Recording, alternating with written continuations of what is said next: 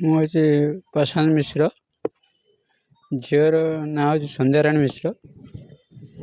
କିନ୍ତୁ ଯେତେବେଳେ ମୁଁ ଦିନ 11ଟା ଖଣ୍ଡେ ବେଳେ ତା ମାଉସୀ ଘରୁ ଗାଡ଼ି ଫେରିକି ଆସୁଥିଲା, ତା ମାଉସୀ କହିଲେ, କିନ୍ତୁ ଆମେ ଫୋନ୍ କରିଥିଲୁ 12:30 ଭିତରେ।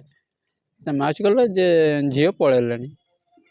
କିନ୍ତୁ 12:30 ଯେତେ ଫୋନ୍ କଲି, ତା ମାଉସୀ ଯେତେ କହିଲା 11:30 ଭିତରେ ଝିଅ ଯାଇସାରିଲାଣି। ସେଇଠୁ ଆମେ ଚର୍ଚ୍ଚାଟାକୁ ଖୋଜାଖୋଜି କଲୁ। ଖୋଜାଖୋଜି କଲା ପରେ ସେଇଠୁ ଆମେ ଆଉ ଝିଅକୁ ପାଇଲୁ ନାହିଁ। ଯଦି ନ ପାଇଲୁ ସବୁ ମାନେ ତାପରେ ଚାନ୍ଦୋଲି ଥାନାକୁ ଯାଇଥିଲୁ। ସେମାନେ କହିଲେ ଯେ ତୁମେ ସନ୍ଧ୍ୟା 7ଟା ଯାଏ କି 6:30 ଯାଏ ଅପେକ୍ଷା କର, ଅପେକ୍ଷା କରିକି ତାପରେ ଆପଣ ଆସିକି ଏଫଆଇଆର୍ ଇଏ କରିବେ। ସେଇଠୁ ଆମେ 6:30 ଭିତରେ ଗଲୁ।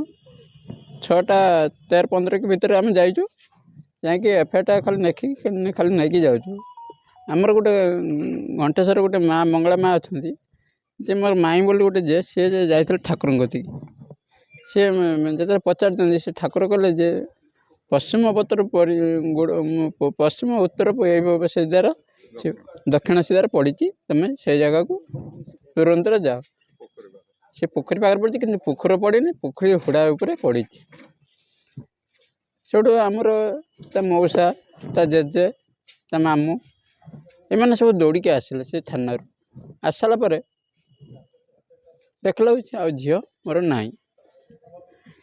କିନ୍ତୁ ତାକୁ ଏଇଭଳିଆ ଯଦି ମୋ ଝିଅକୁ ଏଇଭଳିଆ ଧର ଦୁଷ୍କର୍ମ କରାଗଲା, ମୁଁ ସରକାରୀ କ୍ଷେତ୍ର କହୁଛି, ଯଦି ଆଗ ଏଇଭଳିଆ ରିଲେସନ୍ ରଖିକି ଧର ଇଏ ହେବାକୁ, ଯଦି କେଉଁ ମା' ଭଉଣୀ ଯଦି ଛୁଆ ଯାଉଥିବେ, ମା' ମାନେ ଯଦି ସ୍କୁଲ ଛୁଆମାନଙ୍କୁ ପଠାଇବେ, ଏଭଳିଆ ଯଦି ଇଏ କରି ନେଇଯିବେ, ମୁଁ ସରକାରଙ୍କୁ ଅନୁରୋଧ କରୁଛି ମୋ ଛୁଆ ଯେମିତି, କିନ୍ତୁ ମୁଁ ତାଙ୍କୁ ଚାହୁଁଛି ମୋର ଦଣ୍ଡ ଦରକାର, ଯେ ଫାଶୀ ଦଣ୍ଡରେ ଦଣ୍ଡିତ କରାଯାଉ। ନା ନା, ତା ସାଙ୍ଗରେ ମୋର ଏତେ ଇଏ ନାହିଁ। କିନ୍ତୁ ଯିଏ ଡାକି ଦେବୁ, କିନ୍ତୁ ସେ ଚାଲିଯାଏ। ତୁମେ ଚକୋଲେଟ୍ ଦେଲେ ସେ ଚକୋଲେଟ୍ ମିଶିକି କଥାବାର୍ତ୍ତା ହୁଏ, କି ତା ସାଙ୍ଗେ ସବୁ ଛୁଆକୁ ସେମାନେ ତାକୁ ସେଠି ଗାଁ ସାରା ସମସ୍ତେ ଭଲ ପାଆନ୍ତି। କିନ୍ତୁ ମୁଁ ସରକାରୀ ଏଠି ନିର୍ଭର କରୁଛି, ଯେମିତି ମୋ ଛୁଆର ହେଲା, କିନ୍ତୁ ଅନ୍ୟ ଛୁଆଙ୍କର ଯେମିତି ନ ହଉ।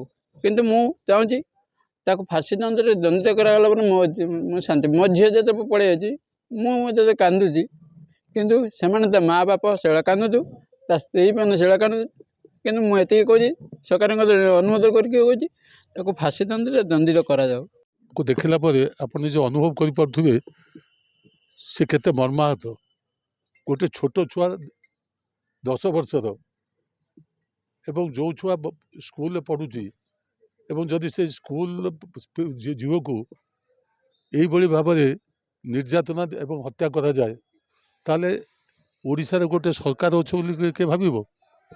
ବିଶେଷ ଭାବରେ ମୋହନ ବାବୁ, ଯିଏକି ମୁଖ୍ୟମନ୍ତ୍ରୀ ଏବଂ ତା ସହିତ ଘରୋଇ ମନ୍ତ୍ରୀ ଅଛନ୍ତି, ଏଇ 2 ବର୍ଷ ଭିତରେ ସୌମ୍ୟଶ୍ରୀଠୁ ଆରମ୍ଭ କରି ଆପଣ ଦେଖୁଥିବେ ଅନଡିଭାଇଡେଡ୍ ବାଲେଶ୍ୱର ଜିଲ୍ଲା ଏବଂ ଏପରିକି ଭଦ୍ରକ ଜିଲ୍ଲାରେ ମହିଳା ନିର୍ଯାତନା ଏବଂ ତତ୍ ସହିତ ନାରୀ ନିର୍ଯାତନା, ଶିଶୁ ନିର୍ଯାତନା ବଢ଼ୁଥିଲେ ବି ସାହସ ହେଇନଥିଲା ଯେ ଗୋଟେ ଛୋଟ ଛୁଆକୁ ନିର୍ଯାତନା ଦେଇକି ହତ୍ୟା କରିବା। ଇଏ ଜମା ବିଶ୍ୱାସ ଯୋଗ୍ୟ ବାହାରେ।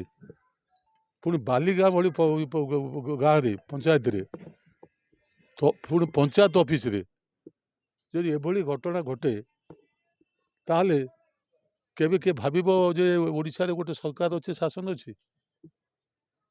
କେହି ନ ଭାବନ୍ତୁ। ଏଇଟା ଆମେ ବିରୋଧୀ ଦଳ ହିସାବରେ ଏଇଟା କହୁଛୁ, ସୀମା ଟପିଗଲାଣି। ବର୍ତ୍ତମାନ ବାପା ମା' ମାନେ ଆଉ ଛୁଆକୁ ସ୍କୁଲ ପଠାଇବାକୁ ବି ଚାହୁଁନାହାନ୍ତି, ଭୟଭୀତ ହେଉଛନ୍ତି। ତାଙ୍କ ସାଙ୍ଗରେ ନେଇକି ଯିବେ, ସାଙ୍ଗରେ ଆଣିବେ, ଏଟା ବି ସମ୍ଭବ ନୁହେଁ, ମାନେ ଗରିବ ଲୋକ।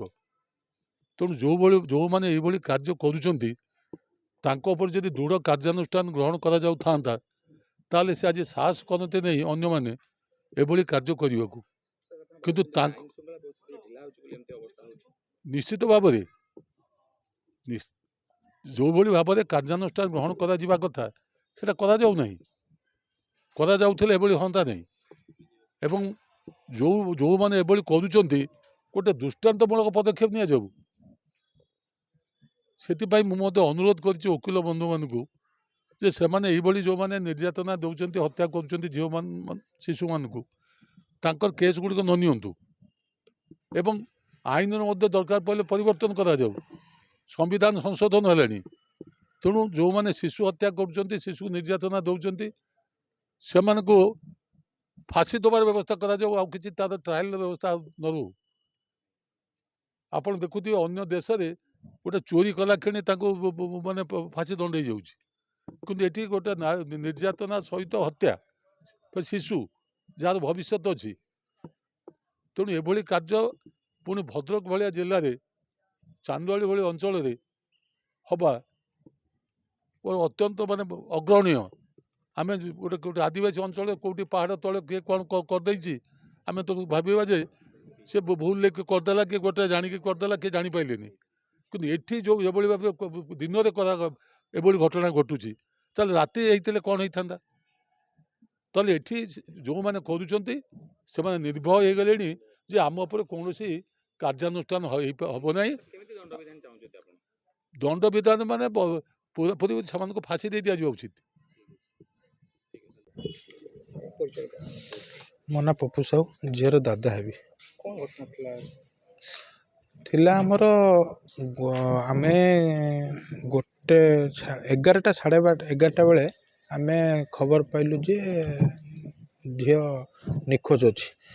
ଝିଅର ବାପା ମୋତେ ଫୋନ୍ କଲା ଯେ କହିଲା ପପୁ ଆରେ ଝିଅ କୁଆଡ଼େ ଯାଇଛି। ମୁଁ କହିଲି ସାଙ୍ଗେ ସାଙ୍ଗେ ଥାନାକୁ ଯା, ଏଫଆଇଆର୍ଟା ଦେ। ସେଠି ଥାନାକୁ ଯିବା ସମୟରେ ଥାନାରେ ଏଫଆଇଆର୍ଟା ଦେଲା ପରେ ଥାନାବାଲା କଲା ସେଠି ଖୋଜାଖୋଜି କର, ଛୋଟ ଛୁଆ କୁଆଡ଼େ ଯାଇଥିବ। ଆଉ ଏଇଟା ପୁଲିସର ପୁରା ନେଗ୍ଲେନ୍ସ। ପୁଲିସ ନେଗ୍ଲେନ୍ସ ପାଇଁ ଆମ ଝିଅର ଆଜି ଜୀବନଟା ଗଲା।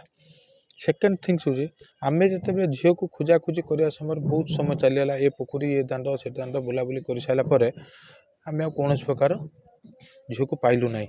ତାପରେ ପୁଲିସ ଜଣେଇଲୁ, ପୁଲିସ ଆଉ କିଛି ଆକ୍ସନ୍ ନେଲା ନାହିଁ। ସେ ଜାଗାଟା ହେଉଛି ମାନେ ମଦ ଗଞ୍ଜେଇ ଡ୍ରଗ୍ସର ହେଉଛି ହବ୍। ସେ ବାଲିଗାଁ ମାର୍କେଟର ଛକ ଉପରେ ସେଇଟା ଗୋଟେ ପଞ୍ଚାୟତ ଅଫିସ୍ ପଛପଟଟା ହେଉଛି ଜଙ୍ଗଲ ଅଛି। ସେ ଜଙ୍ଗଲ ଭିତରେ ଏଇ ଦୁଷ୍କର୍ମ କରାହେଇଛି। ସେ ଯେଉଁ ବବୁଲ ବୋଲିକି ପିଲାଟା ଦୁଷ୍କର୍ମ କରୁଛି, ତା ସହିତ ଅନେକ ପିଲା ବି ଅଛନ୍ତି।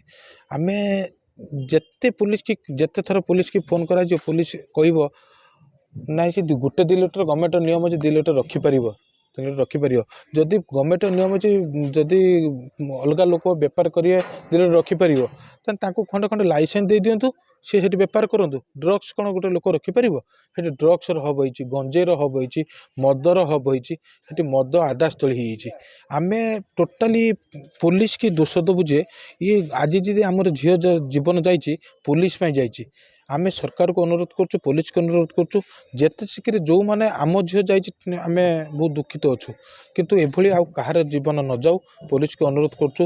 ସେ ଜାଗାଟାକୁ କଠୋର ଦଣ୍ଡରେ ଆମେ ଚାହୁଁଛୁ ତାକୁ ଫାଶୀ ଦିଆଯାଉ।